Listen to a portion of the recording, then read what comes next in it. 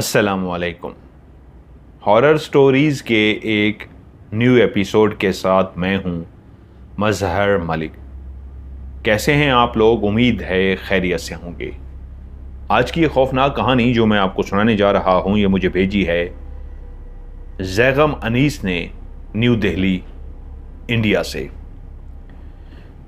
ज़ैगम अनीस कहते हैं कि ये कहानी मैंने अपनी दादी से सुनी थी। आज भी ये कहानी मुझे इस अंदाज में याद है कि जब आंखें बंद करता हूं तो सारे मंजर मेरी आंखों के सामने इस अंदाज में घूमते हैं जैसे सब कुछ मेरी आंखों के सामने हो रहा हो। लेकिन जब आपके कहानी सुनाने के अंदाज को मैंने सुना तो यकीन मानिए, मुझे अभी ज़्यादा अरसा नहीं हुआ आपकी कहानी सुनते हुए, लेकिन मज़हर साहब, आपने वो नक्शा खींचते हैं कहानी का कि मैं अपने आप को हर उस जगह पे महसूस करता हूं जैसे कहानी मेरी आंखों के सामने चल रही हो। हर जगह पे मैं मौजूद हूं। उम्मीद है आप जब ये कहानी सुनाएंगे तो सुनने वालों को ये कहानी पसंद आएगी। रानी, जिसे खुदा ने रंग तो सांवला दिया था लेकिन चेहरे के नकूश इंतहाई तीखे दिए थे कि जो भी उसके चेहरे की तरफ देखता, बड़ी बड़ी खूबसूरत सी आंखें, पतला सा नाक, पतले पतले होंठ, एक ऐसा चेहरा कि कोई भी उस चेहरे को देख के दूसरी दफा मुड़ के जरूर उसे देखता था। हां, उसका रंग सांवला था क्योंकि वो एक ऐसे घर में पैदा हुई थी जहां पे बच्चे सांवले ही पैदा होते थे, झोंपड़ियों में रहने वाले। एक ऐसा कबीला जो सुबह का आगाज करते ही निकल जाता है दुकानों, मार्केटों, हर जगह पे, और मांग के वो सारा दिन खाना भी खाते हैं और अपने कटोरे या अपने बर्तन को लिए जिसमें वो हर जगह से पैसे जमा करते हैं, मांगने के बाद वो अपने घरों को जब लौटते हैं तो उसके बाद बेगम होकर सो जाते हैं। और ये जो आज भी बड़े बड़े शहरों में भी, लाहौर जैसे, मैं माल्टन में रहता था, थोड़ी सी आगे जाते थे क्यू ब्लॉक, वहां पे अक्सर ये आगे डेरा लगाते थे। छोटी छोटी झोंपड़ियां बनाई होती हैं इन्होंने। मर्द सारा दिन घर पर रहते हैं, मर्द कुछ भी नहीं करते। औरतें बाहर जाती हैं, भीख मांग के लाती हैं, और जब वो पैसा जमा करके लाती हैं तो उन पैसों पे मर्द सिर्फ अयाशी करते हैं। ये उनके कबीले का शुरू से ही यही अंदाज है। मुझे याद है जब मैं मुल्तान में था और एक एनजीओ की तरफ से मैं एक एड रिकॉर्ड करने के लिए गया था इन झोपड़पट्टियों वालों के पास, तो उनसे मैंने इंटरव्यू किया था। तो उन्होंने कहा था कि हमारे पास इतना पैसा है कि हम बैठ के खाना चाहें खा सकते हैं, लेकिन हमने फिर भी भीख मांग के ही खाना है। उसी कबीले की रानी, ना मां ना बाप, दुखी अंदाज में आज अपनी झोंपड़ी के अंदर सारा दिन मांग के वापस आ गई थी, क्योंकि आज सुबह सी बादल इस अंदाज में आसमान को अपनी लपेट में लिए हुए थे कि सूरज का चेहरा ही नहीं देख सका था इंसान। और उसके बाद जब बारिश बरसनी शुरू हुई तो उसे पता था अब वो ज्यादा देर मांग नहीं सकेगी, क्योंकि वो बारिश में भीगती हुई किस दुकान पर जाएगी। गर्मियों के दिन थे, सर्दियां होती हैं तो औरत और कपड़े लपेट लेती है, चादर ले लेती है। गर्मियों में तो वैसे ही गर्मी की वजह से इंसान कम कपड़े पहनता है, और बारिश में भीग जाए तो एक औरत जात के लिए तो बहुत मुश्किल हो जाता है। रानी के लिए सबसे बड़ा मसला ही यह था, अब वो 21 साल की हो चुकी थी, लेकिन मार्केट जाते हुए हर कोई उसे ऐसी निगाहों से घूरता, वो मर्दों की निगाहों को अपने वजूद के अंदर घुसते हुए, चुभते हुए महसूस करती, और उसके पास कोई हल भी तो नहीं था। वापस आके झोंपड़ी में आज जब वो बादलों की तरफ देखकर उदास सी हो गई कि इन बादलों ने फिर आज कमाने नहीं दिया, भीख नहीं मांगने दिया। रानी, मेरे मां बाप ने मेरा नाम रानी क्या सोच के रखा था? रानी तो वो होती है जो राज करती है। मैं क्या राज करूंगी? जिसका कबीला ही एक मांगने वाला कबीला है, जो भीख मांग के गुजारा करते हैं। हर उस दुकान पे हर मर्द के सामने हाथ फैलाना होता है, अल्लाह के नाम पे दे दो। और दुआएं देनी होती है। कोई कहता है माफ़ करो जाओ यहाँ से, और कोई धक्के देता है, कोई बदतमीज़ी करता है, और कोई ऐसी गलत बात कर देता है कि पैसे के बदले वो आपको अंदर आने को कहता है। और उसकी चुभती हुई निगाहें लड़की को महसूस हो जाती हैं कि उसकी निगाहों में खबासत है, शैतानियत है। वो गलीज इंसान उसके वजूद को देख रहा है और पैसों की इसलिए ऑफर कर रहा है। ऐसी दुकान को फौरन छोड़ देती और दोबारा कभी भी उसके पास भीख मांगने के लिए ना जाती। आज उसका दिल पता नहीं क्यों उदास था। बारिश आने वाली थी, अभी कुछ देर से बारिश रुकी हुई थी। वो जैसे ही अपनी झोंपड़ी में पहुंची, जाकर गिर सी गई। साथ वाली झोंपड़ी उस खाला की थी जिसने उसे बहुत प्यार दिया था, खाला सुगरा माई। खाला की आवाज आई, रानी तू आ गई? हां खाला आ गई, बहुत तेज बारिश होने वाली है, मेरे पास आ जा। नहीं खाला, अब तो जिंदगी ऐसे ही गुजारनी है, पहले भी तो कितनी बारिशें आई हैं, सो जाऊंगी। 2 घंटे बारिश होती रही, लेकिन जिस जगह पे इन्होंने पड़ाव डाला हुआ था, ये एक ऐसे टीले पे बना हुआ था कि बारिश का पानी रुकता नहीं था, नीचे चला जाता था, इसलिए झोंपड़ी में पानी रुका नहीं। लेकिन पता नहीं क्यों उसका दिल आज बहुत उदास था, उसे नींद ही नहीं आ रही थी। उसे याद आया आज उस बारिश की वजह से वो सही तरीके से खा भी नहीं सकी थी। उसके सिर्फ 2 शौक थे। वो चाहती थी मेरे हाथ में घड़ी हो। वो कोई महंगी घड़ी तो नहीं पहन सकती थी, एक आम सी घड़ी उसने कब से अपने हाथ में डाली हुई थी। और वो रात भी उसे याद थी जब उसे चोट लगी थी तो उसके घुटने से खून बह रहा था। तभी उसने फैसला किया था कि मैं अकेली होती हूं, रात के 2 बजे किसको उठाऊंगी, कुछ खुदा ना खास्ता मेरे साथ हो जाए। तो उसने एक पट्टियां और इस तरह की चीजें ला के अपनी झोंपड़ी में रख दी थी मरहम पट्टी के लिए। उस रात भी लेटे लेटे उसे नींद ना आई। उसने अपनी वो हाथ पे बंधी हुई घड़ी को यूं टाइम देखा तो रात के 1:45 बज रहे थे। क्या हुआ है आज मुझे, क्यों नींद नहीं आ रही, क्यों जाग रही हूं मैं, मेरी जिंदगी का मकसद ही क्या है। एक वो शेरा है जो हाथ धोकर मेरे पीछे पड़ा है। असल में तो उसका नाम शेर दाद था, लेकिन उसको सब शेरू शेरू कहते थे। शेरू इंतहाई खबीस इंसान था। उसकी 2 शादियां हो चुकी थीं और दोनों ही शादियों में बीवियां उसको छोड़कर चली गई थीं। वो किसी और कबीले से शादी करके लाया था, लेकिन उसका रवैया, उसका सलूक इस अंदाज का था, इतना बदतमीज था वो कि बीवियां उसे छोड़ गई थी और अब उसकी निगाह रानी पर थी। वो नशा नहीं करता था। कभी कभी फजर की या कभी कभी जोहर असर कोई भी नमाज भी पढ़ लेता था, लेकिन औरतों के मामले में वो इंतहाई कमीना इंसान था। औरतों को वो इस अंदाज में घूरता कि उसके अपने कबीले के बुजुर्ग उसको कई दफा समझा चुके थे कि शर्म किया कर, लेकिन वो एक आवारा हर वक्त घर में पड़ा रहता। पहली जो 2 शादियां थी उनकी पहले कमाई खाता रहा, अब बीवियां उसे छोड़ चुकी थीं और अब वो चाहता था फिर से उसकी शादी हो जाए और बीवी उसे कमा कर लाए और कमाए हुए पैसों से जाके वो ताश खेल सके, जुआ खेल सके। उसकी आजकल निगाह रानी पे थी। कुछ अर्सा पहले उसने अपनी मां को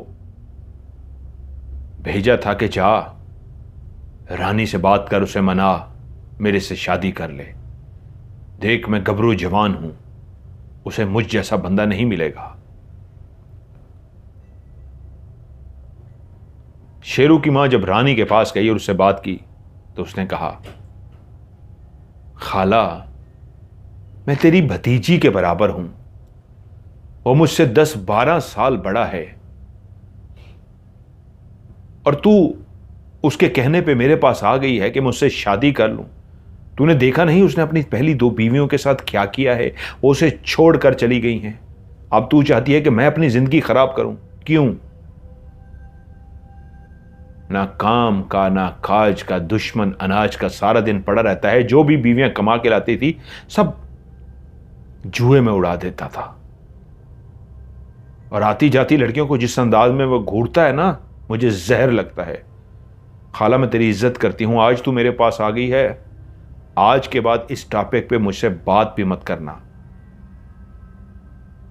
खाला गुस्से से चली गई और जाके ये बात शेरू को बता दी।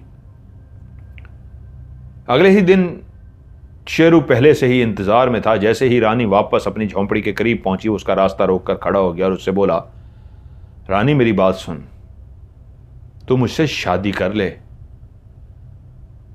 सुखी रहेगी, खुश रहेगी। कब तक अकेली रहेगी? अरे किसी दिन तुझे किसी ने अगवा कर लिया, कोई उठा के ले गया, किसी ने नुकसान पहुंचा दिया, कोई तो वारिस होना चाहिए तेरा। जगह जगह पे मांगती फिरती है, जवान हो गई है, तू नहीं जानती कि किसी दिन तेरे साथ कुछ मसला हो गया तो कौन जाके लड़ेगा तेरी तरफ से? कौन जाके बात करेगा? ये मर्दों की दुनिया है, मर्दों की ही जबान को समझा जाता है। तेरी जबान कोई नहीं समझेगा। जब मैं तेरा शौहर हूंगा, जाके तेरे पीछे खड़ा हूंगा, देखूंगा कौन जबान चला सकता है, उसकी जबान खींच लूंगा। शेरू, मेरे रास्ते से आगे हट, मेरा रास्ता छोड़ दे कि इससे पहले कि मैं तेरे मुंह पे एक थप्पड़ मार दूं, हट जा मेरे रास्ते से। उसे धक्का देती हुई वहां से चली गई। और आज अपनी झोंपड़ी में रात के 2 बजे उसे आंख खुली थी और वो उदास सी लेटी थी कि जिंदगी का मकसद क्या है? शादी करूंगी तो मेरे हिस्से में तो शेरू जैसा ही कोई आएगा, या इसी झोंपड़पट्टी का कोई ऐसा नौजवान जो सारा दिन वेला पड़ा रहेगा। मुझसे कौन ऐसा मर्द शादी करेगा जो मुझे घर रखे, मैं उसके लिए खाना बनाऊं जैसी बाकी औरतें बनाती हैं, और वो कमा कर लाए? उसे अपने नाम तक पे गुस्सा आ रहा था कि तभी उसके कानों में एक कराहने की आवाज आई, जैसे कोई तकलीफ में हो और तकलीफ से कराह रहा हो, लेकिन आवाज बहुत हल्की सी थी। वो एकदम से चौंक गई। झोंपड़ी का पर्दा उसने हटाया, बाहर देखा, एक नौजवान जो जख्मी हालत में है वो जमीन पर इस अंदाज में बैठा हुआ है कि तकलीफ से उसकी जान निकल रही है। लेकिन वो अपने दर्द को, अपनी तकलीफ को इस अंदाज में बर्दाश्त कर रहा है कि उसकी आवाज़ दूर दूर तक ना जाए, वरना लोग उसकी तरफ मुतवज्जो हो सकते हैं। वो घुटी घुटी आवाज़ में करा रहा था। वो उसके पास गई और बोली, भाई कौन हो तुम? क्या हुआ है? अरे तुम्हारा तो खून बह रहा है, तुम्हें तो मदद की ज़रूरत है। उसके बाजू और घुटने पे चोट आई थी। उसके बाजू से भी खून बह रहा था और घुटने में भी चोट लगी हुई थी। एकदम से बोली, आपकी तो हालत बहुत खराब है, रुके, मैं आपकी पट्टी करती हूं। फिर एकदम से झोंपड़ी की तरफ मुड़ी थी कि रुक गई। नहीं, यहां नहीं कर सकती। अगर किसी ने मुझे इस तरह देख लिया तो पहले ही मैं यतीम हूं, और यतीम की कौन इज्जत करता है? इल्जाम लगाने में सब बढ़ चढ़ कर हिस्सा लेते हैं। आप भाई हैं मेरे, आप अंदर आ जाइए। उसने उसे अंदर बुलाया और वो चुप करके घसीटता हुआ अंदर आ गया। उसने वो बॉक्स निकाला जिसके अंदर मरहम पट्टी के लिए उसने सामान रखा हुआ था, और वो उसके जख्मों को साफ करके उसके ऊपर पट्टी करने लगी, यहां तक कि उसकी पट्टी मुकम्मल हो गई। वो उसकी झोंपड़ी में ऐसे लेट सा गया जैसे उसे पट्टी के बाद राहत सी महसूस हो रही हो। थोड़ी देर के बाद वो उठकर बैठा और बोला, तुम्हारा नाम क्या है? भाई मेरा नाम रानी है। रानी, मैं ये तुम्हारा एहसान कभी नहीं भूलूंगा, सारी जिंदगी तुम्हारा एहसान याद रखूंगा। तुमने मेरी जान बचाई है। अगर आज ये पट्टी मुझे ना की जाती तो शायद मेरा नुकसान हो जाता। बस जाते हुए इतना कहूंगा, तुम्हें कभी भी जिंदगी में मेरी मदद की जरूरत हो तो मुझे सिर्फ पुकारना, मैं फौरन हाजिर हो जाऊंगा। वो एकदम मुस्कुरा कर बोली, आप दुनिया के किसी भी कोने में होंगे और मैं आपको पुकारूंगी, आप आ जाएंगे। यही कह रहे हैं ना आप? हां, यही कहा है। पता नहीं क्यों आपको भी लगता है कि चलें छोड़ें इस बात को। कौन आता है आज दुनिया के कोने को छोड़ें, कोई पास वाला भी हो वो बचाने के लिए नहीं आता। मेरा फर्ज था मदद करना, मैंने आपकी मदद की। कोई और मेरी मदद की जरूरत हो तो मैं हाजिर हूं। मैं आपको खाने को भी देती, लेकिन आज तो मैं खुद भी नहीं खा सकी। मैं बाहर से ला के दे सकती आपको, लेकिन मेरे कबीले वाले ने अगर देख लिया मेरे लिए मुश्किल हो जाएगी। तो वो शख्स बोला, नहीं, तुम्हें कुछ लाने की जरूरत नहीं है, तुमने जो किया है मेरे लिए यही बहुत है। उसने अपने हाथ से एक अंगूठी उतारी, बहुत ही कीमती अंगूठी थी उसकी अंगुली में, और उसने वो अंगूठी रानी को दी। रानी, ये अंगूठी अपने पास रखो, ये अंगूठी तुम्हारे बहुत काम आएगी। अब मैं चलता हूं। अब वैसे भी बाहर सुबह होने वाली थी। कबीले के कुछ लोग, झोंपड़ियों के कुछ लोग नमाज के लिए उठते थे, जिनमें बुजुर्ग थे।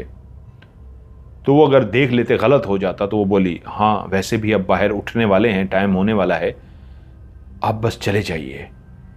वो शख्स झोंपड़ी से बाहर निकला और बाहर चला गया। वो जैसे ही झोंपड़ी से बाहर निकला, रानी भी झोंपड़ी से बाहर निकला, ये देखने के लिए कि बाहर कोई है तो नहीं, किसी ने देख तो नहीं लिया। लेकिन बाहर कोई भी नहीं था। उसने इधर उधर इस अंदाज में देखा कि मेरी चोरी पकड़ी तो नहीं गई, किसी ने देख तो नहीं लिया, वरना इल्जामात की बौछार हो जाएगी। कोई भी नहीं था। वो अपनी झोंपड़ी में चली गई, लेकिन अपनी झोंपड़ी के पीछे छुपा हुआ शेरू सब कुछ देख चुका था। उस झोंपड़ी से निकलते हुए उस नौजवान को भी देख लिया था, और उस नौजवान के निकलने के बाद जिस अंदाज में रानी बाहर निकल के इधर उधर देख रही थी कि कोई मुझे देख तो नहीं रहा, वो समझ गया मामला गड़बड़ है। वो अंदर आकर लेट गई। अब सो तो नहीं सकती थी, इंतजार में थी कि थोड़ा टाइम और गुजरे और आज मार्केट वो मांगने के लिए चली जाए। उसे बहुत भूख लगी थी। जैसे ही टाइम हुआ वो उठी, वो झोंपड़ी के बाहर गई तो शेरू बाहर पहले से ही खड़ा हुआ था। अपने होंठों पे जुबान को फेरते हुए लालची अंदाज में बोला, रानी, मैंने उस नौजवान को तेरी झोंपड़ी से निकलते हुए देख लिया है। रात के अंधेरे में तू उसके साथ रंग रलियां मना रही थी, और तू बाहर निकल के झांक रही थी, किसी ने भी नहीं देखा। शेरू ने देखा है। सुन, मैं फिर तुझसे कह रहा हूं, मुझसे शादी कर ले, सुखी रहेगी। वह एकदम गुस्से में आके बोलू, हट मेरे रास्ते से, तुझे कहा है ना मेरे रास्ते में मत आया कर। तू कौन होता है मेरे रास्ते में खड़े होने वाला? मैं जो भी करूं मेरी मर्जी, हट मेरे रास्ते से। अच्छा, तू जो भी करे तेरी मर्जी, तू अब यहां झोंपड़ी में रह के रंग रलियां मनाएगी और इसको अपनी मर्जी कहेगी। आखिरी दफा कह रहा हूं, शादी वाली बात मान ले, वरना मैं सबको जाके ये बता दूंगा कि तू इस झोंपड़ी में क्या रंग रलियां मना रही थी। मैं किसी से नहीं डरती, ना ही मैंने कोई गलत काम किया है, हट मेरे रास्ते से। उसे धक्का देती हुई चली गई। शेरू ने उसके आने से 1 घंटा पहले सारे झोंपड़पट्टी वालों को, वहां का जो एक बुजुर्ग, जो एक तरह से उनका हेड होता है, सरदार होता है, सरदार तो मतलब अमीर होते हैं, इनका भी जो बड़ा होता है, उसके बड़ा सा झोंपड़ा था, उसके अंदर सबको जमा किया। और शेरू खड़ा होकर बोला, मैं आप सबको बताना चाहता हूं, रानी लोगों को अपने झोंपड़ियों में बुला रही है।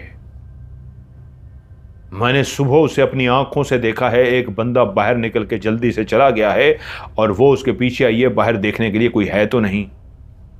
मैंने तो अपनी मां को भेजा था कि मुझसे वो शादी कर ले, लेकिन उसने शादी से इनकार कर दिया। पता नहीं उसे कौन से मर्दों से क्या चाहिए। जब मैंने उसे कहा है मैं तेरी हिफाजत करूंगा, तुझे प्यार दूंगा, तेरा सारा ख्याल रखूंगा, तो वो क्यों गैर मर्दों को इस अंदाज में बुला रही है? उसे शर्म नहीं आती? खाला सुगरा बोली, शेरू, जरूरी नहीं जो तूने देखा हो वैसा ही हो। रानी ऐसी नहीं है, बाजुकात आंखों को धोखा भी होता है। वो एकदम से मुड़ा और बोला, खाला सुगरा, तू बड़ी उसकी साइड ले रही है, मैं क्या झूठ बोल रहा हूं? मैंने उसे अपनी आंखों से देखा है, आंखों से।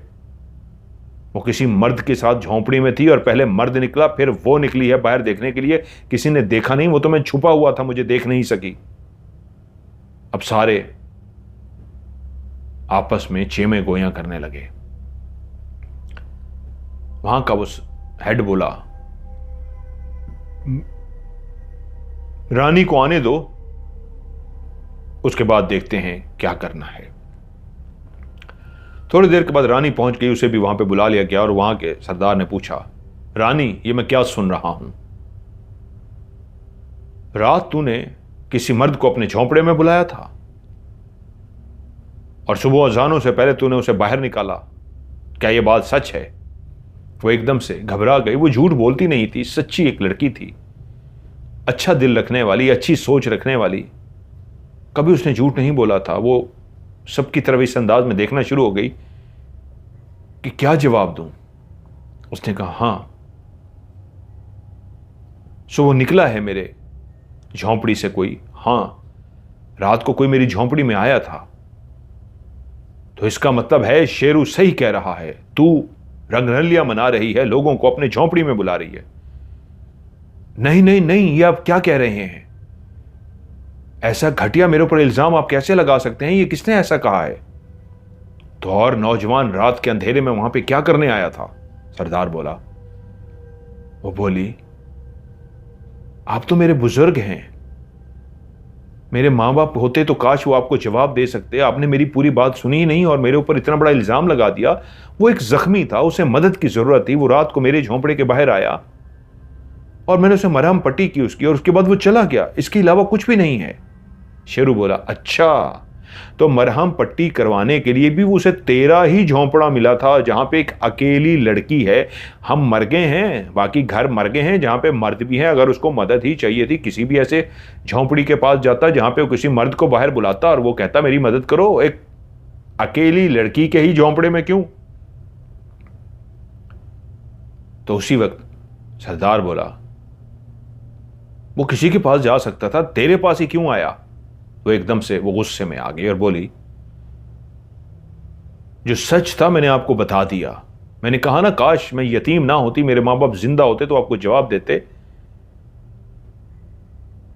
कुछ भी ऐसा गलत नहीं हुआ।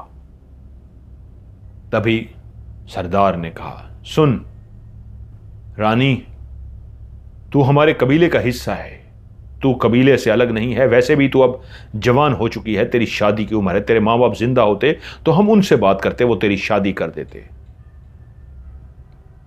वैसे भी तेरा अकेला रहना अब ठीक नहीं है, तुझे एक मर्द की जरूरत है। और तू जानती है हमारे कबीले में जब औरतें जवान होती हैं तो उनकी शादी इसलिए की जाती है कि मर्द उनका एक मुहाफिज होता है। और इस वक्त शेरू से ज्यादा तेरा कोई मुहाफिज नहीं हो सकता।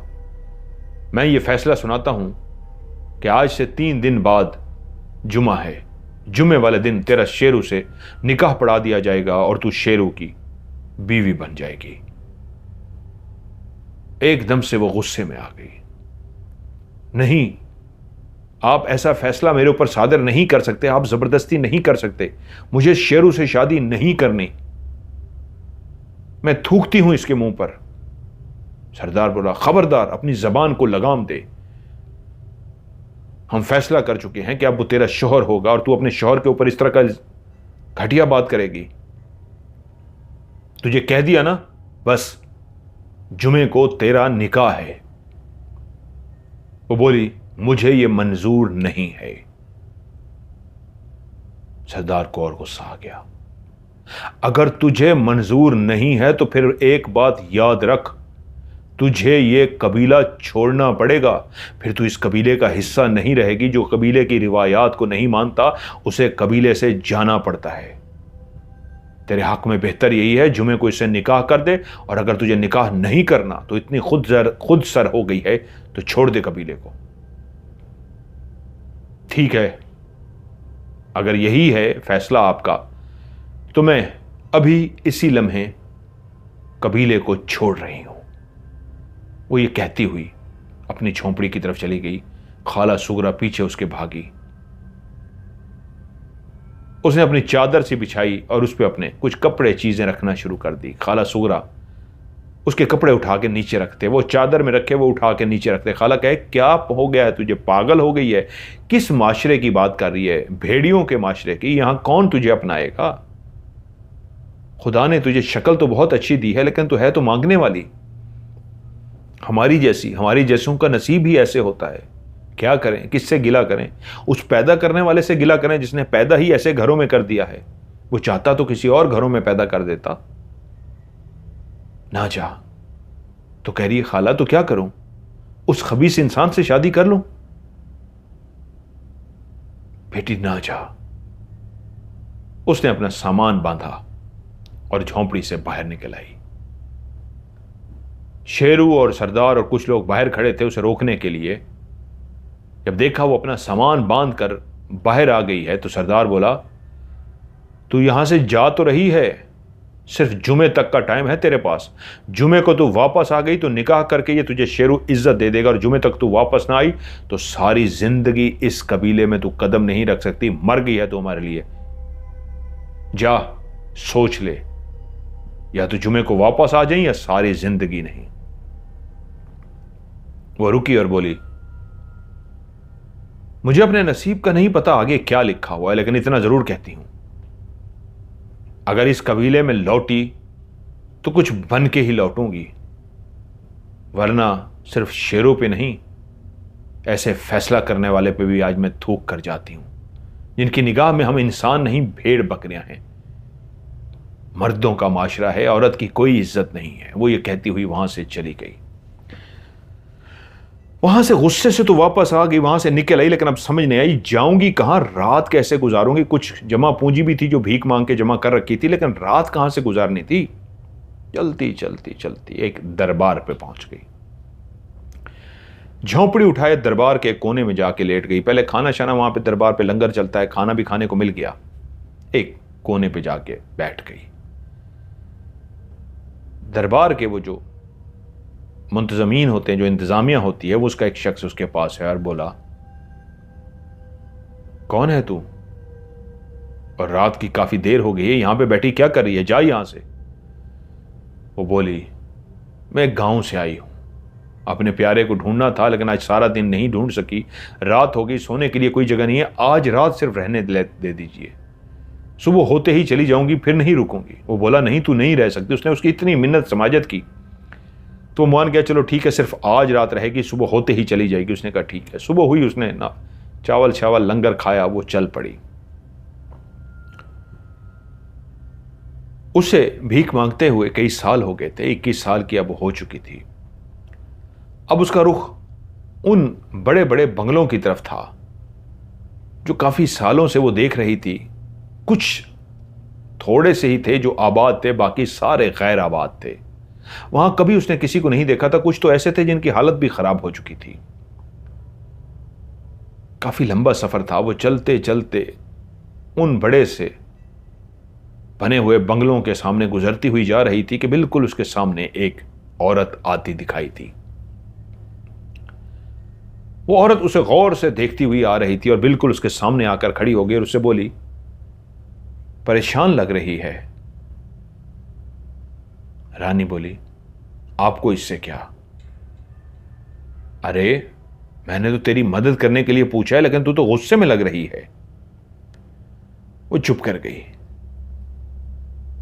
फिर पूछती हूं, मुझे बताओ क्या बात है, परेशान लग रही हो? उसके रात को भी आंसू निकलते रहे थे। अब भी कोई नहीं था। वो किसको बताती, क्या बताती, कहां रहती? वो तो दुखी हो चुकी थी। एक ऐसी लड़की जो दुख रखने वाली, लोगों को प्यार देने वाली, लोगों की हमदर्दी महसूस करने वाली, कई दफा किसी भूखे को देखती, अपने हाथ में पकड़ा हुआ खाना भी उनको दे देती। इतना ख्याल रखने वाली लड़की आज बेबस खड़ी थी। दोनों आंखों से आंसू गिर पड़े।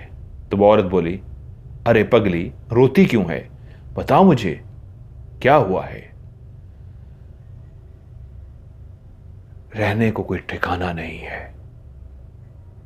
अरे बस इतनी सी बात है, आजा मेरे साथ, आजा आजा मेरे साथ। वो कुछ देर रुकी रही, वो औरत चल पड़ी और औरत ने मुड़ के देखा वो रुकी हुई है। बोली, अरे कहा ना, तेरा नाम क्या है? रानी। रानी आजा, आजा मेरे पीछे आजा। वो उसके पीछे चल पड़ी। वो चलते चलते बोली, मेरा नाम सुमन बी है। और वो एक बिल्कुल अलग थलग बना हुआ एक बड़ा सा घर था, जिसकी उसको बिल्कुल बैक साइड पे ले गई। वहां पे एक जगह पे दीवार टूटी हुई थी, वो अंदर दाखिल हुई, कहा आजा मेरे पीछे आजा। वो भी उसके पीछे अंदर दाखिल हो गई। ये 2 मंजिला एक बहुत बड़ी कोठी थी। उससे बोली, मेरा भी कोई नहीं है, ये ठिकाना मिला हुआ है, मैं यहां रहती हूं, तो तू भी रह सकती है। वो उसको लेकर अंदर दाखिल हुई तो एक बहुत बड़ा हॉल था। सीढ़ियां ऊपर की तरफ जा रही थी, नीचे भी कई कमरे बने हुए थे। वो बोली, ये आपका है? वो हंसकर बोली, अरे हम गरीबों का कहां से, यहां देखा नहीं कई घर खाली पड़े हैं, इनके जो मालिक हैं वो बाहर जाकर बस गए हैं, गैर मुल्क। बच्चों के लिए शायद बनाया था या अपने लिए बनाया था कि कभी आएंगे रहेंगे, बच्चे आके रहेंगे। बच्चे तो आए नहीं, खुद भी नहीं आते, तो ये वीरान पड़े हुए हैं। लेकिन सुमन भी, हम कैसे रह सकते हैं, ये तो किसी का घर है, और अगर उसने देख लिया, वो आ गया तो क्या होगा? क्या होगा? अरे तुमने कौन सा यहां पे फर्नीचर रखना है, या तुमने घर को अपना घर समझ लेना है? एक छत है, मिल गई है, रहती रहो।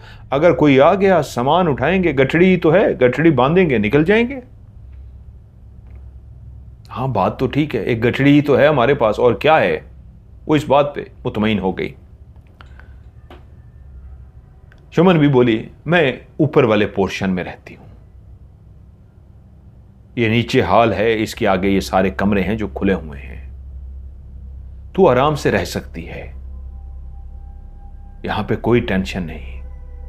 वो जो सामने बाथरूम नजर आ रहा है, सिर्फ उसके नल से पानी आएगा, नीचे वाले से। और अगर तुझे नहाना हो तो बिल्कुल कोठी के जिस रास्ते से हम दाखिल हुए हैं उसकी दूसरी तरफ एक नल लगा हुआ है, उसमें भी पानी आता है, तू नहा भी सकती है। लगता है काफी अरसे से तू नहाई नहीं है, जा नहा ले। वो हैरान हो गई, नल पे गई, पानी खोला और वाकई उसने अपने कपड़े धोए, नहाई। वो तो खुश हो गई नहाने के बाद कि रहने को छत भी मिल गई, नहाने को भी पानी है, पीने को भी पानी है, और क्या चाहिए। झोंपड़पट्टी में रहने वाली लड़की अब एक बड़े से कमरे के बेडरूम में सोएगी। उसने सोचा, काश मैं भी किसी ऐसे अमीर के घर में पैदा हो जाती तो मैं भी इसकी मालकिन होती। लेकिन पैदा करने वाले ने पैदा ही ऐसे घर में किया कि हमारे नसीब ही सिर्फ भीख मांगना और झोंपड़ियों में रहना होता है। वो बिस्तर पे जब जाकर बैठी तो ऐसा नर्म और मुलायम बिस्तर, मैट्रेस जिसके अंदर स्प्रिंग होते हैं, उस मैट्रेस पे बैठी तो हैरान हो गई कि अमीर लोग ऐसे जबरदस्त कमरों में और ऐसे जबरदस्त बिस्तर पे सोते हैं। वो रात बहुत पुरसकून होकर सोई। सुबह हुई, गठरी उसकी वहीं पे थी।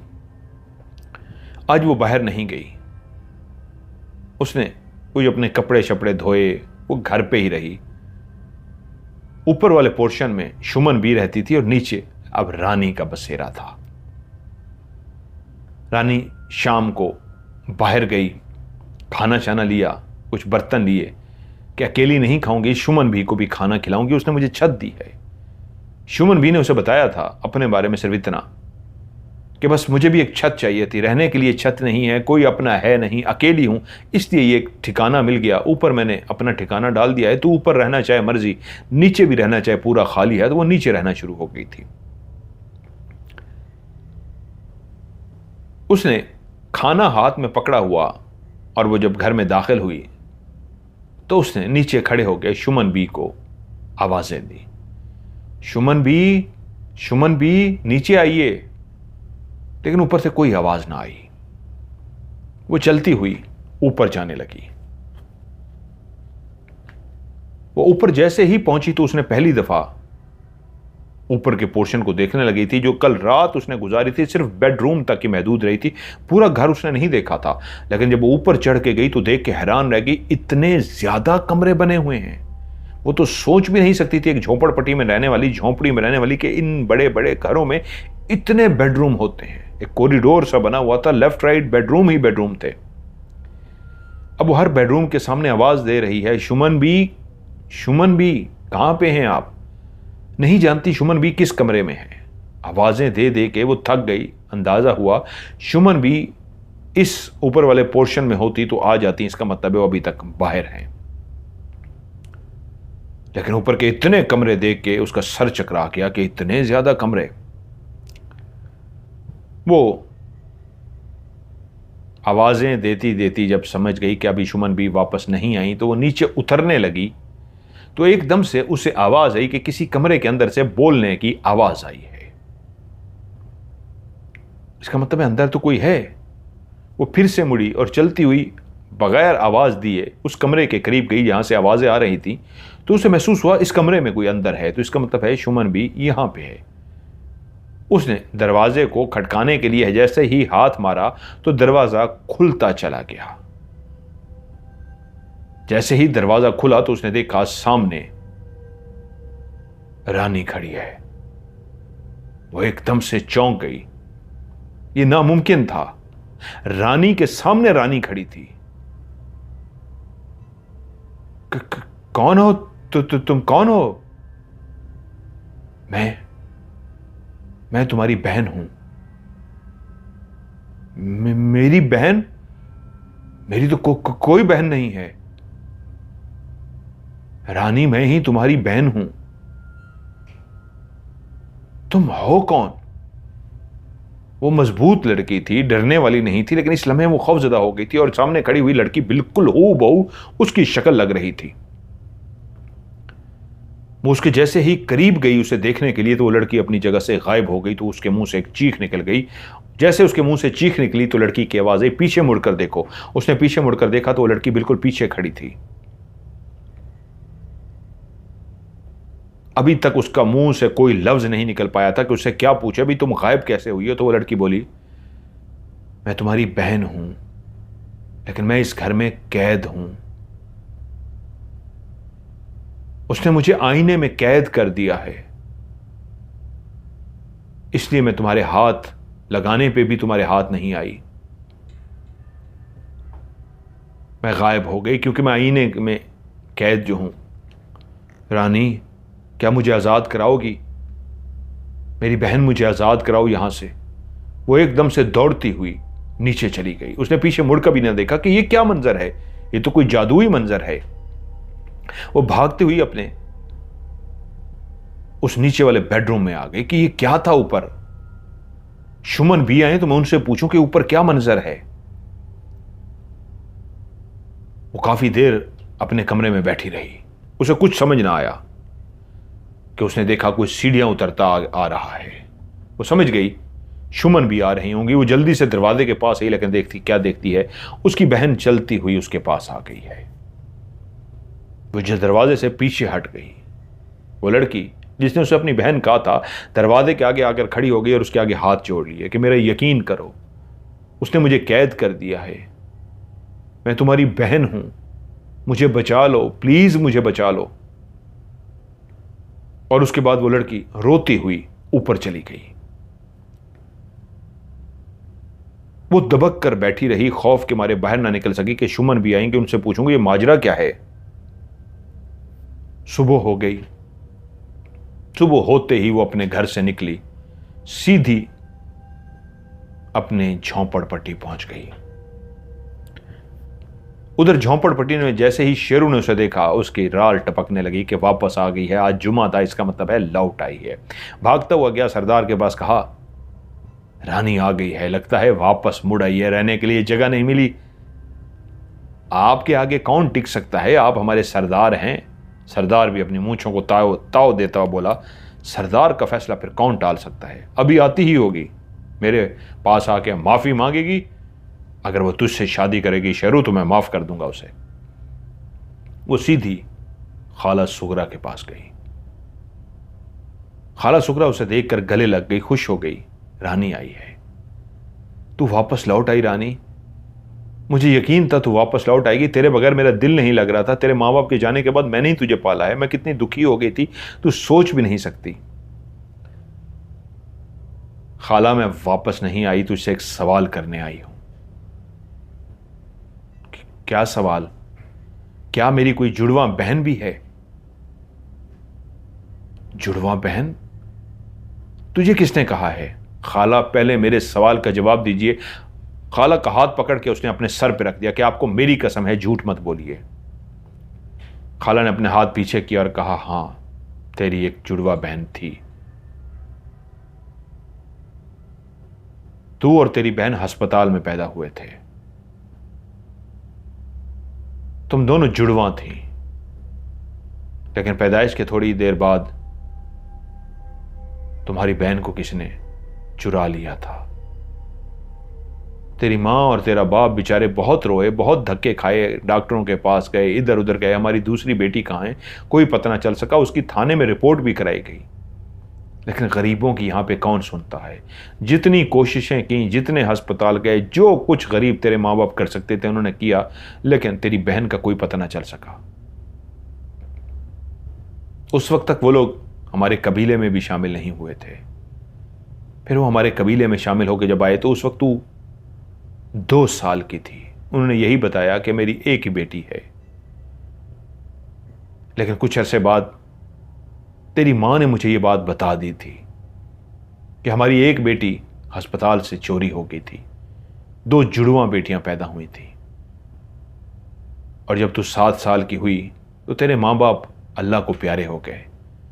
फिर मैंने ही तुझे पाला और तू अपने मां बाप की झोंपड़ी में रहती रही। लेकिन कहां तेरी बहन का पता, कहां गई? जमीन खा गई, आसमान खा गया, किसी को कुछ बड़ा पता चला। बस इतना ही पता था, लेकिन तुझे कहां से पता चला? खाला, मैं अभी तो कुछ नहीं बता सकती, लेकिन मैं जरूर आपको बताऊंगी। अभी मैं चलती हूं। वो उठ के जैसे ही खाला की झोंपड़ी से बाहर निकली तो बाहर सरदार और शेरू खड़े मुंतजर थे कि अभी माफी मांगेगी, हमारे पास आएगी। उसने शेरू की तरफ देखते हुए और सरदार की तरफ देखते हुए कहा, मैं अपने थूके को कभी चाटती नहीं हूं। मैं थूक चुकी हूं इस शेरू पे और ऐसे फैसले करने वाले पे। मुझे किसी की जरूरत नहीं। और गुस्से से चलती वहां से चली गई। वो सीधी उसी घर में पहुंची। जैसे ही उस घर में गई तो सीधी ऊपर की तरफ गई, सुमन बी को आवाजें देती हुई। अभी वो सीढ़ियां चढ़ के ऊपर पहुंची थी कि सुमन बी की आवाज आई, क्या हुआ है रानी? खैर तो है? इतनी परेशान क्यों लग रही है? सुमन बी, मेरी बहन रहती है यहां पे, उसे किसी ने कैद कर दिया है, वो यहां पे कैद है। तो तभी उसको पीछे से आवाज आई, इसी ने कैद किया है। उसने पीछे मुड़ के देखा, उसकी बहन खड़ी थी और उसकी बहन सुमन बी की तरफ इशारा कर रही थी। वो एकदम से चौंकी और सुमन बी की तरफ देखा। ये क्या कह रही है? सुमन बी ने एक जोरदार कहका लगाया और कहका लगाकर बोली, हां, इसे मैंने कैद किया है। और उसी लम्हे हंसते हंसते हंसते कहका लगाते लगाते सुमन भी एक इंतहाई खौफनाक और डरावनी जिन्नी की शक्ल इख्तियार कर गई। उसका चेहरा इंतहाई भयानक हो गया, उसकी आंखें लाल सुर्ख हो गई, उसके हाथ अजीबो गरीब से हो गए। वो एक जिन्नात की नस्ल की जिन्नी बन गई। वो कांपना शुरू हो गई कि तभी सुमन भी बोली, सुन, मैं ही तुझे यहां लेकर आई हूं। तुझे याद है तेरी झोंपड़ी में एक जख्मी आया था, तूने उसकी मरहम पट्टी की थी और वो फिर तेरी झोंपड़ी से चला गया था, याद है ना तुझे? मुझे उसी की तलाश है। मैं कोहकाफ की एक ताकतवर जिन्नी हूं, खतरनाक जिन्नी। वो मेरे कबीले का सरदार था, वो मेरे हाथ से बच निकला था, लेकिन जब तक मैं वहां पे पहुंची तो पता चला वो तेरी झोंपड़ी से मरहम पट्टी कराकर जा चुका है। मैंने उसे ढूंढने की कोशिश की, वो नहीं मिला, लेकिन ये जान गई थी कि तूने ही उसकी मरहम पट्टी की है, क्योंकि वो कबीले का सरदार है, वो एक जिन्नात का सरदार है। जिसने उसकी मदद की है वो उसका मरहून मिन्नत होता है। जिन्नात कभी एहसान का बदला चुका कर रहते हैं, एहसान को भूलते नहीं हैं। उसने ज़रूर कोई ना कोई तुझे पैगाम दिया होगा कि कभी भी मेरे ज़रूरत पड़े तो मुझसे मिलना।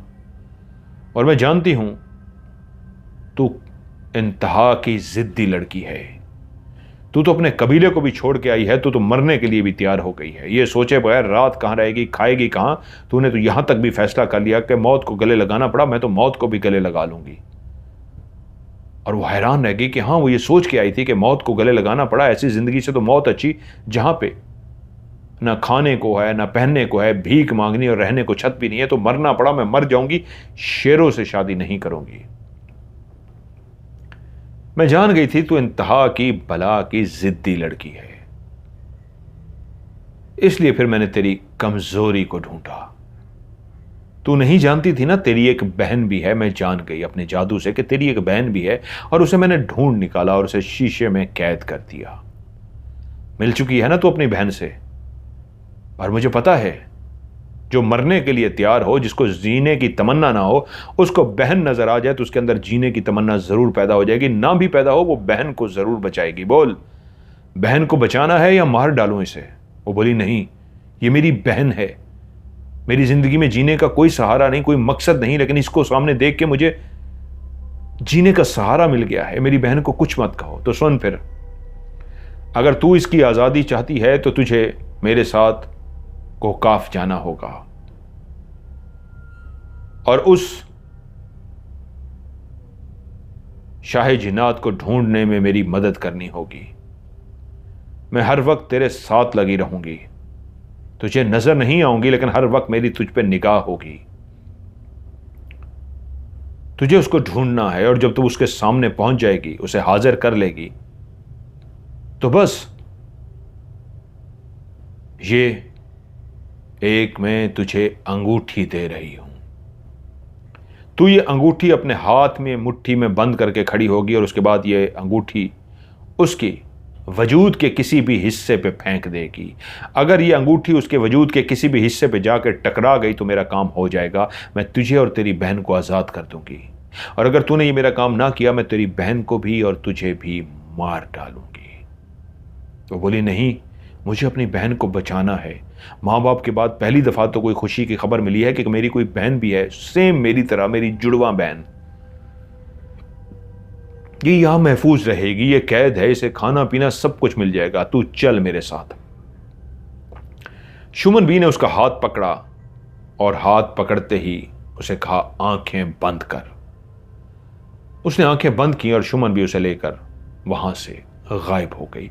उसे ऐसा महसूस हुआ वो दोनों उड़ रहे हैं, लेकिन उसकी आंखें बंद थीं। उड़ते उड़ते उड़ते वो बिल्कुल एक बड़ी सी दरिया टाइप, छोटा सा दरिया टाइप सा था, उसके करीब जाकर उतर गए। उसके पांव जमीन को बकायदा टच हुए। आवाज आई आंखें खोल। उसने आंखें खोल दी।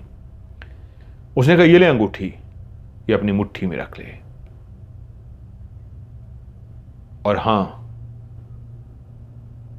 अब जैसा तुझे कह रही हूं तूने वैसा करना है। मैं यहां ही रुकूंगी, लेकिन तेरे साथ होंगी। ये सामने कश्ती मौजूद है, तू इस कश्ती में सवार होगी, कश्ती तुझे दूसरे किनारे पर उतार देगी, और जब तू दूसरे किनारे पर उतरेगी तो तुझे खुद ब खुद समझ आ जाएगा तूने क्या करना है क्या नहीं। और हां, मुझसे धोखा मत करना, वरना तू जानती नहीं मैं क्या कर सकती हूं, तेरी बहन मेरे पास है। वो बोली नहीं, जैसा आपने कहा है मैं वैसे करूंगी, मेरी बहन को कुछ भी नहीं करना। तो ठीक है, जा। वो अंगूठी उसने उसे दे दी। उसने अपनी मुट्ठी में पकड़ ली, और वो अंगूठी जो उसे उस मेहरबान ने, जिसकी उसने मरहम पट्टी की थी, जिस पे एहसान किया था, वो अंगूठी उसने अपनी जेब में रखी हुई थी। वो कश्ती पे सवार हुई और मुड़ के उसने कहा आप क्यों नहीं मेरे साथ कश्ती पे आ रही हैं? उसने कहा यहीं इसलिए कि ये हदूद उस जिन्नात की हदूद है, अगर मैं इस हदूद में दाखिल होंगी तो वो अपने जादू से पता लगा लेगा कि मैं इसकी हदूद में दाखिल हो गई हूं, इसलिए मैं उसकी हदूद में दाखिल नहीं होंगी। तू चाहेगी, लेकिन मेरी अंगूठी तेरे पास होगी और तू ये अंगूठी उसके जिस्म पे कहीं पे भी फेंक देगी, मेरा काम हो जाएगा। वो उसकी अंगूठी मुट्ठी में लिए आगे बढ़ती रही, जहां तक कि जंगल शुरू हो गया। जैसे ही जंगल शुरू हुआ तो उसे महसूस हुआ कि कोई उसके पीछे चलता हुआ आ रहा है, भारी भरकम पांव के साथ। जब वो जमीन पे पांव रखता, धस धस धस धस ऐसी आवाज आती कि जमीन हिल जाती। वो डर सी गई। एक नाजुक सी लड़की जो आ गई थी, मुड़ के देखा तो तकरीबन एक 30-35 फुट ऊंचा एक जिन, जिसके पांव इंतहाई कटे फुटे से जख्मी से थे, उसके बड़े बड़े हाथ, और वो अपनी गर्दन को ऊपर करके देख रही थी। वो जहां तक देखती थी वो ऊंचा ही ऊंचा था, और वो इस तरह चलता हुआ आ रहा था। वो बेचारी डर गई और भागना शुरू हो गई। वो जो पीछे आ रहा था उसने उसे भागते हुए देख लिया। अब वो भी उसके पीछे पीछे भाग रहा है। ढस ढस, जो स्पीड चलने की पहले उसकी स्लो थी, उसकी स्पीड तेज हो गई, और उसके पांव इतने बड़े थे कि अगर वो उस पर पांव रख देता तो वो उसी लम्हे मर जाती। इतने बड़े बड़े उसके पांव थे, जो 30-35 फुट ऊंचा था। उसका पांव ही खाली 10-12 फुट का था, 10-12 फुट का पांव। वो उसके पांव से बचने के लिए भागती जा रही थी, और वो पीछे मुसलसल दस दस दस दस करता हुआ, अब दौड़ तो नहीं रहा था लेकिन तेज तेज चल रहा था, उसके पीछे आ रहा था। भागती भागती हाँफती हुई वो जंगल के गहरे हिस्से में आई तो उसे महसूस हुआ कि जितने भी दरख्त लगे हुए हैं, दरख्तों के पीछे लाल सुर्ख आंखें हैं। कोई वजूद नजर नहीं आ रहा। चमकती हुई हर दरख्त के पीछे दो दो उसे आंखें नजर आई, जो लाल सुर्ख थी। वो आंखें झपकती थी तो बंद हो जाती थी, और खुलती थी तो लाल सुर्ख थी। वो दरख्तों के पीछे आंखें ही आंखें थी। वो हैरान रहेगी, परेशान होगी कि ये मैं कहां फंस गई हूं। उसने कहा था खुद ब खुद तुम्हें रास्ता मिल जाएगा, समझ भी आ जाएगा, मैं कहां जाऊं। जो पीछे लगा था पता नहीं वो कहां रह गया। उसके चलने की आवाज नहीं आ रही थी, लेकिन अब दरख्तों में जिस तरह की आंखें थी वो बेचारी डर गई। भागती भागती भागती उन दरख्तों से भागे, लेकिन हर दरख्त के पीछे वही लाल आंखें, सिर्फ आंखें। भागती भागती उसे कब्रिस्तान नजर आया। जैसे ही कुछ के कब्रिस्तान नजर आया, वो समझी शायद ये एक बेहतर पनाहगाह होगी, मैं यहां पे छुप जाऊं। वो भागती भागती एक कब्र के पीछे जाकर छुप कर बैठ गई। तभी उसने देखा दरख्तों पे बेइंतहा चिमगादड़ नुमा, जो चिमगादड़ नहीं थी, इतनी बड़ी बड़ी चिमगादड़ें थीं जिनका कद एक इंसान के बराबर होगा। यानी उनका कद नहीं, जिसामत जो उनकी थी एक इंसान के बराबर उनकी जिसामत थी। बड़े बड़े पर थे, लेकिन उनकी शक्लें इंसानों से मिलती जुलती थीं, इंसानों की तरह नहीं थी। सिर्फ फर्क ये था, उसकी चूंच परिंदे की, उसकी नाक जो थी ऐसी थी जैसे परिंदे की लंबी सी चूंच होती है, बत्तख की बड़ी सी चूंच होती है, उसकी नाक की जगह पे बड़ी बड़ी चूंच थी। बाकी आंखें, होंठ बिल्कुल इंसानों की तरह, लेकिन उसके कान चिमगादड़ों की तरह थे। वजूद उनका एक इंसान की तरह बहुत चौड़ा वजूद, और वो सारी उड़ रही थी, और कोई आके दरख्त पे बैठ जाती। उसे लगा मौत यकीनी है, वो मर जाएगी। मैं क्या करूं? उसने कलमा पढ़ना शुरू कर दिया कि शायद ये आखिरी लम्हा है, अब मैं मर जाऊंगी। कि वहीं पे उसने देखा जो मुख्तलिफ बड़ी बड़ी ये चिमगादड़ें ऊपर उड़ रही हैं। उनमें से उड़ते उड़ते एक चिमगादड़ बिल्कुल उसके नीचे आकर बैठ गई। तकरीबन उससे कोई 15-20 कदम के फासले पे बहुत बड़े उसके पर वो नीचे आके बैठी। उसने उसे देख लिया था। अब वो जब नीचे चलना शुरू हुई, अब वो बैठी हुई है चिमगादड़ जो एक इंसानी साइज के बराबर है। जब वो चल रही है तो उसने देखा उसके पांव भी इंसान की तरह हैं, लेकिन टांगे नहीं हैं, छोटी सी टांगे हैं, तकरीबन 1 फुट की। वो 1 फुट की टांगों के साथ एक पांव आगे रखे, फिर दूसरा पांव आगे रखे, और चलती हुई उसकी तरफ आ रही है। उसने अपनी चूंच खोल ली है, जैसे वो इसको खाना चाह रही हो, चूंच से जख्मी करना चाह रही हो। उसे लगा कि अब मौत यकीनी है।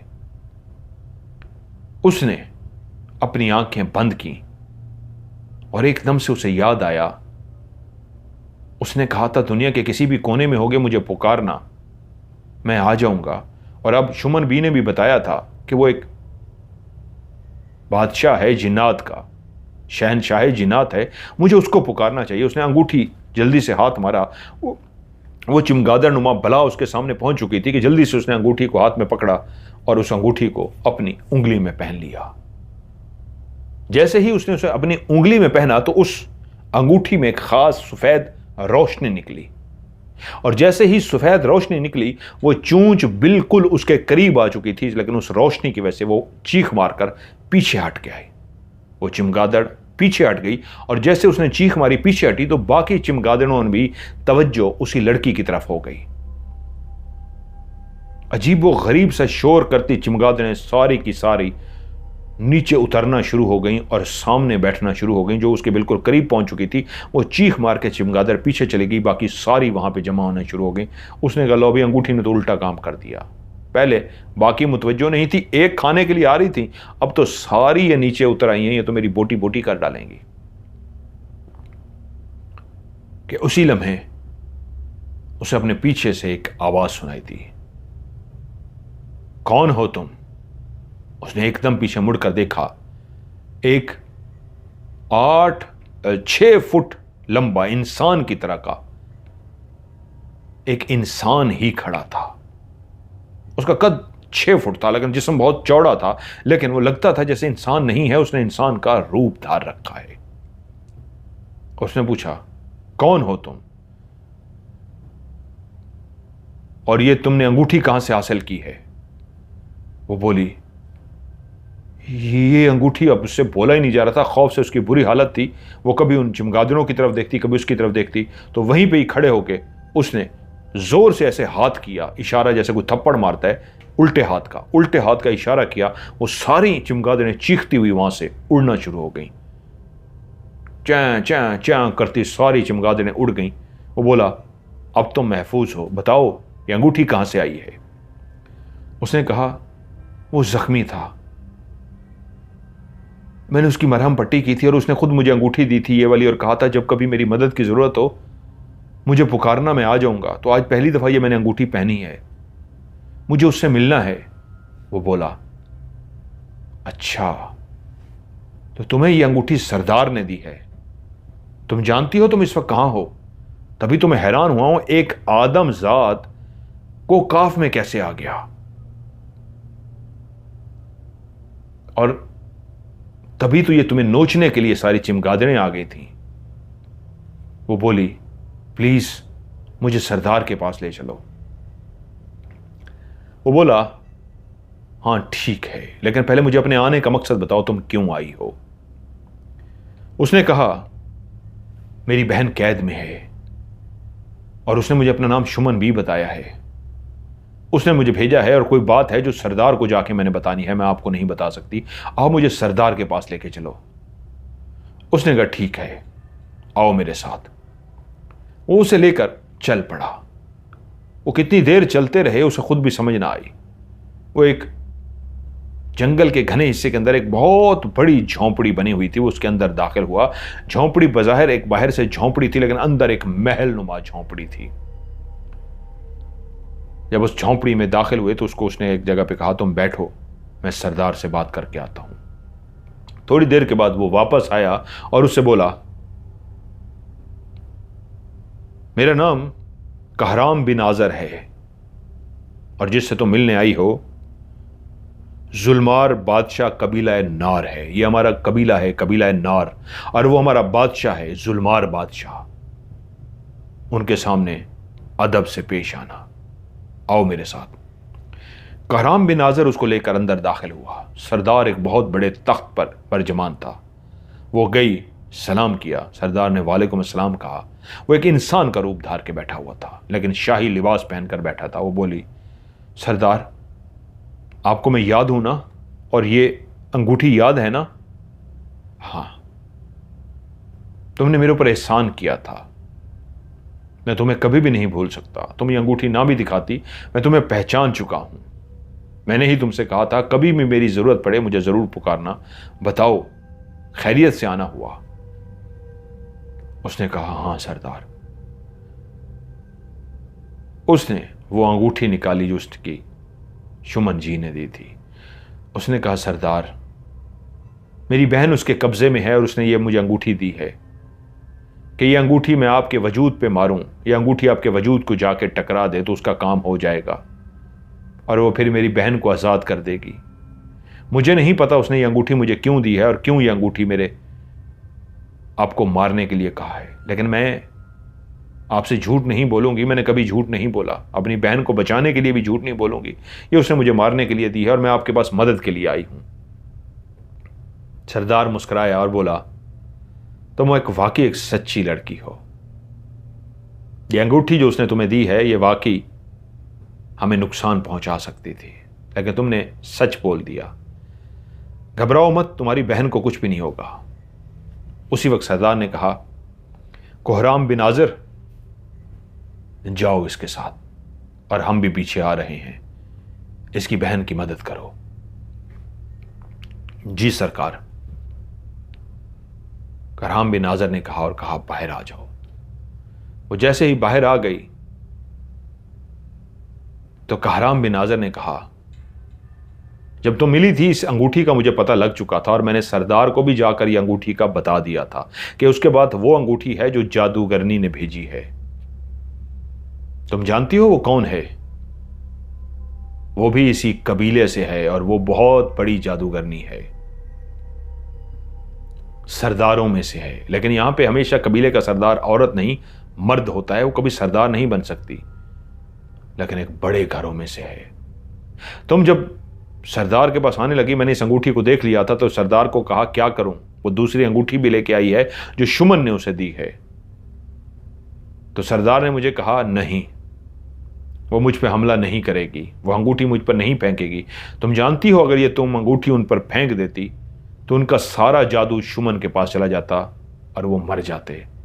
लेकिन मैंने कहा, सरदार मैं फिर भी आपकी हिफाजत करूंगा, मैं यहीं खड़ा रहूंगा। अगर इसने अंगूठी फेंकने की कोशिश की तो मैं उसी लम्हे अंगूठी को लपक लूंगा।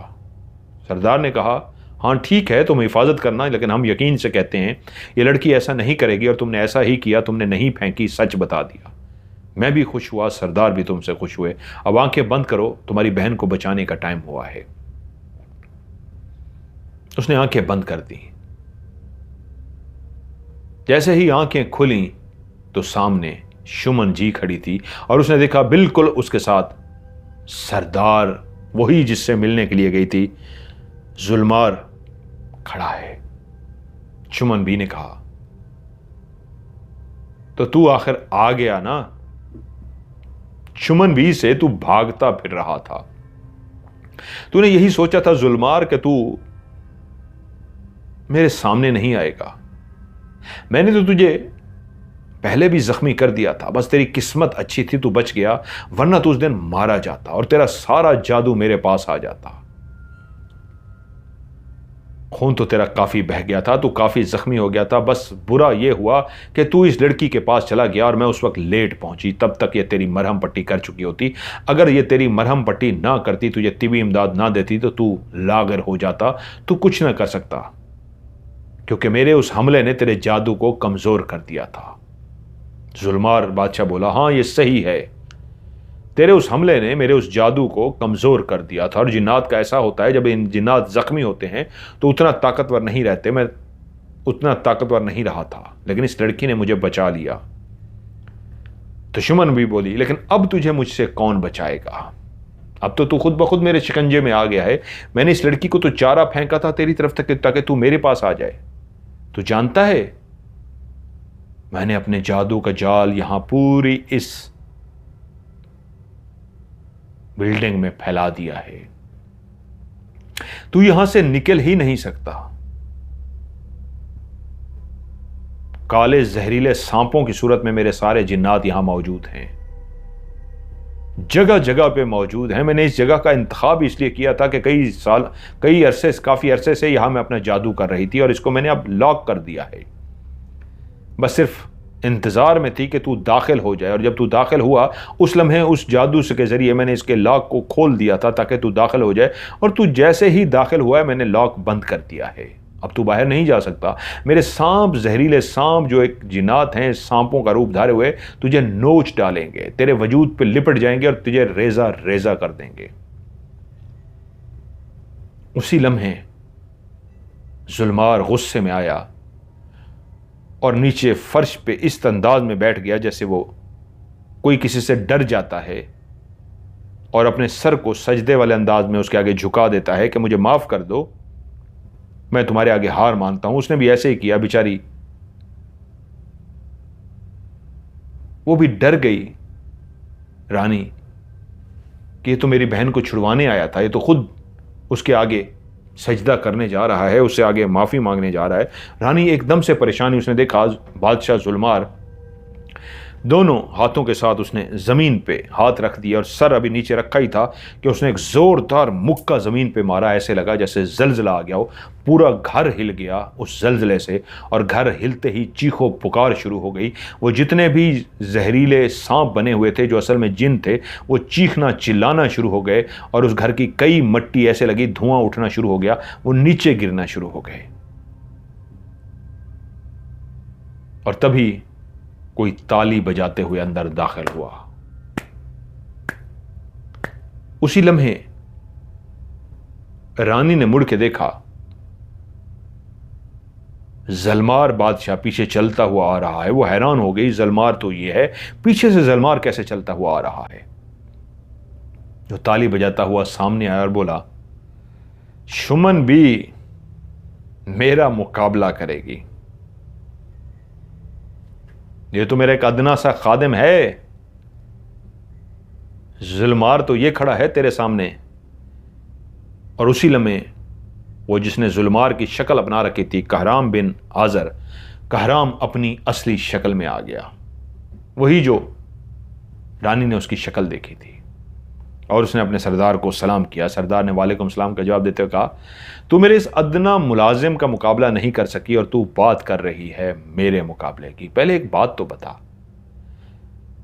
तू मुझे मार के क्या करेगी? रानी तो तू बन नहीं सकती, मेरे बाद भी कोई बनेगा तो कोई मर्द ही शहंशाह बनेगा, तू क्या करेगी?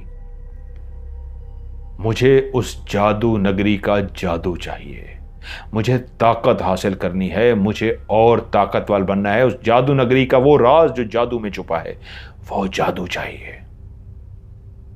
अच्छा, तो इसका मतलब है तूने पहले भी जो मुझे जख्मी किया था और मारने की कोशिश की थी, वो तो मैं जान गया था कि तू मुझे मार के मेरा सारा जादू अपने पास ले जाती, जो मैं बच गया।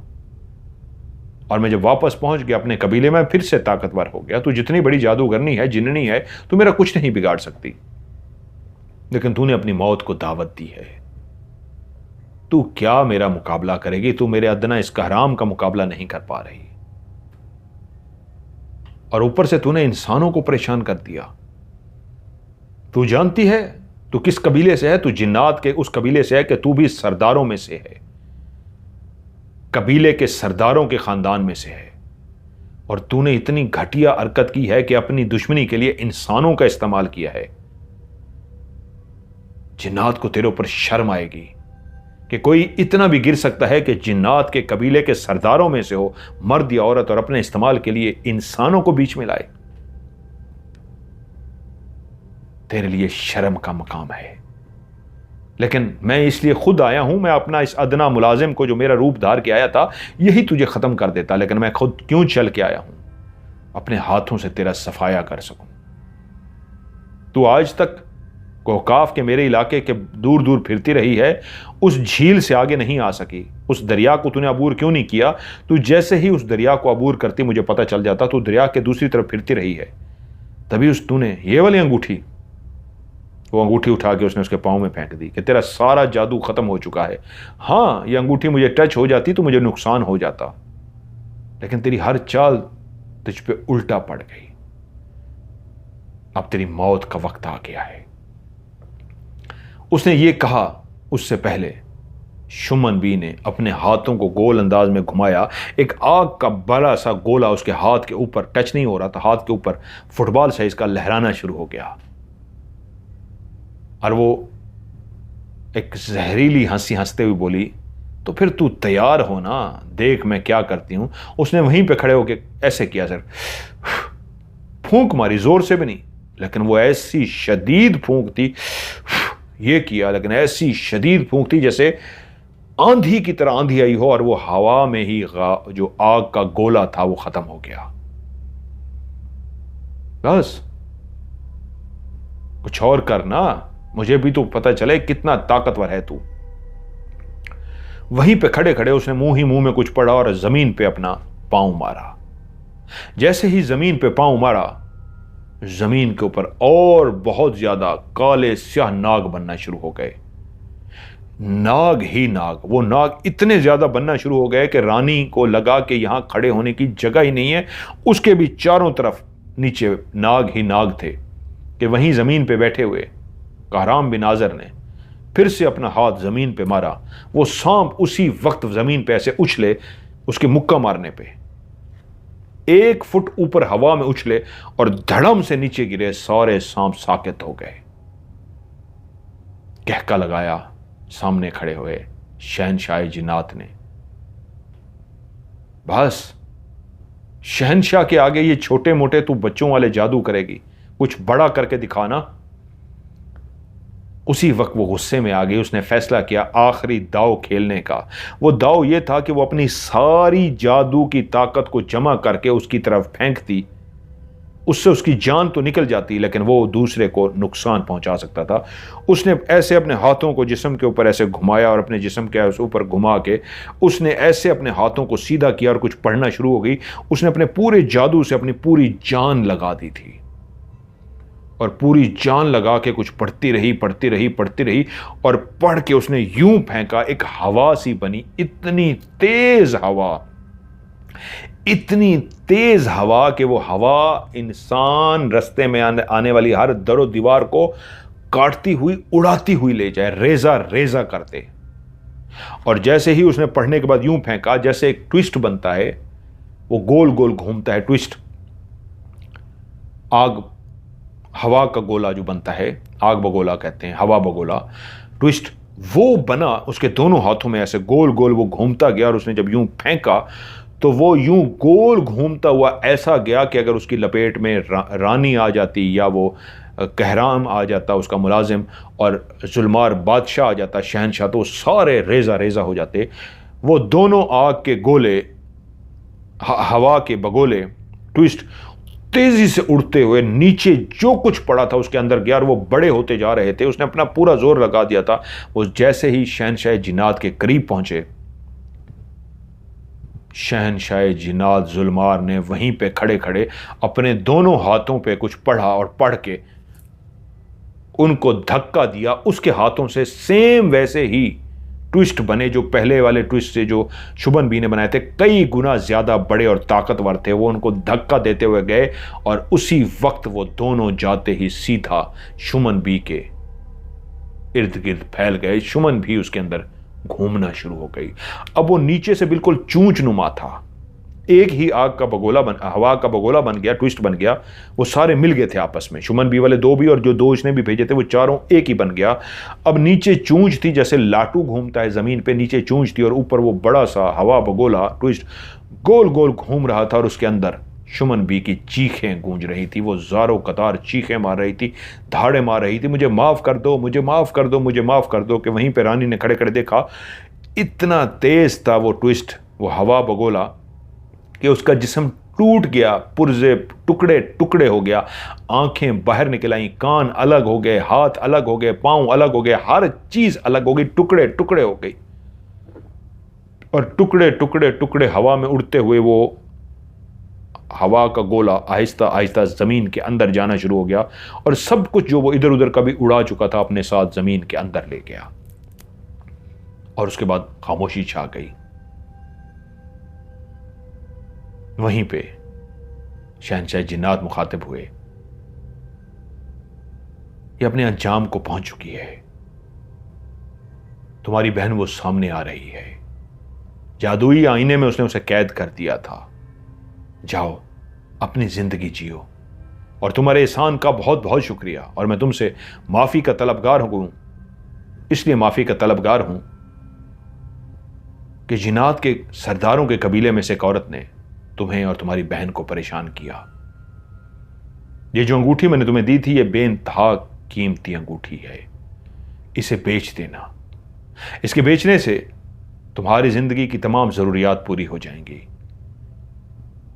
और अब हम इजाजत चाहते हैं। तुम्हारा बहुत बहुत शुक्रिया, ये कहा और वहां से खड़े खड़े गायब हो गए। उनका मुलाजिम भी, वो भी। उधर सामने कमरे से उसकी बहन भागती हुई आई, जो पहले इस तरह की थी कि गायब हो जाती थी, अब इंसानी वजूद में थी और आके उससे लिपट गई। दोनों बहनें काफी देर लिपट के रोती रहीं और उसके बाद जब रो चुकी तो उसने अपनी बहन से पूछा, तुम्हारा नाम क्या है? रानी ने उससे पूछा तो उसने बताया, मेरा नाम राबिया है। राबिया, तुम जानती हो कि तुम मेरी बहन हो? तुम्हें किसने बताया? तो उसने कहा, मुझे उसी औरत ने जिसने कैद किया था उसने मुझे बताया था कि तुम्हारी एक और बहन भी है। तुम अस्पताल में थी, दोनों जुड़वा बहनें, तो तुम्हें किसी ने चुरा लिया था और मेरी बहन रानी जिन्होंने चुराया था वो मेरे माँ बाप बन गए। वो भी एक गरीब लोग थे, उनके यहाँ औलाद नहीं हुई थी और जब उनको पता लगा अस्पताल में 2 जुड़वा बहनें पैदा हुई हैं तो वो चुरा कर ले गए। लेकिन उन्होंने मुझे औलाद ना होने के बावजूद इस तरह प्यार दिया जैसे मैं उनकी सगी बेटी हूं। मुझे आज तक पता नहीं चलने दिया कि मैं उनकी बेटी नहीं हूं। मैं यही समझती रही मैं उनकी बेटी हूं। उन्होंने मुझे पढ़ाया लिखाया, मुझे बहुत प्यार दिया। वो बहुत अमीर नहीं है लेकिन जितनी उनकी कुव्वत थी, इस्तिताअत थी, उन्होंने मुझ पर बेइंतहा पैसा लगाया, जान से बढ़ के प्यार दिया। आज उस शुमन बी ने मुझे बताया कि वो मेरे माँ बाप नहीं है, वरना मैं उनको हमेशा अपना माँ बाप समझती रही हूं। वो दोनों बहनें खुश हुई। जिंदगी में पहली दफा रानी को जीने का मौका मिला था। वो अपनी बहन को लेकर तो गई, लेकिन बहन ने कहा, आप ये परेशान ना हो, मैं पढ़ी लिखी हूं, मैंने बातें सुन ली हैं, वो जो अंगूठी आपको दे के गए हैं वो बेशकीमती है। मेरे कॉलेज के एक स्टूडेंट है, मैं उनको जानती हूं, उनके वाले साहब ये काम करते हैं। हम इस अंगूठी को बेचेंगे और हम अपने लिए घर लेंगे। वो गए, उसके बाद उन्होंने उस अंगूठी को बेचा तो वो वाकई बेइंतहा बेशकीमत अंगूठी थी जो राबिया ने अपने क्लास फेलो के जरिए बेच दी थी। उसके बाद इतने पैसे उनके पास आ गए कि उन्होंने अपना घर खरीदा। राबिया का जो क्लास फेलो था वो उसे पसंद करता था। राबिया ने उसे अपने बहन को बताया कि आप ही जो फैसला करेंगी, माँ बाप तो है नहीं, ये मुझे पसंद करता है। तो उसने कहा, हाँ मैं तुम दोनों की शादी कर दूंगी। और वो लड़का भी उन दोनों बहनों की बहुत सपोर्ट करता था। हाँ, हर मामले में उसने सपोर्ट की थी। अब वो एक अपना बहुत बड़ा कोठी की तरह का घर ले चुके थे। जैसे ही वो कोठी में रह रहे थे वैसी कोठी वो ले चुके थे। बहन उसके साथ रहती थी, वो उसको शादी करना चाहती थी। वहीं पे ही राबिया का जो होने वाला शौहर था उसने मशवरा दिया कि मेरे पास रेस्टोरेंट का आइडिया है, हम रेस्टोरेंट बना सकते हैं। पैसा उनके पास था। रानी मान गई। उन्होंने अपना एक रेस्टोरेंट खोला, बहुत अच्छा VIP किस्म का, और सारा इंतज़ाम उस लड़के ने किया, उनकी हेल्प की और वो रेस्टोरेंट वाकई चल पड़ा।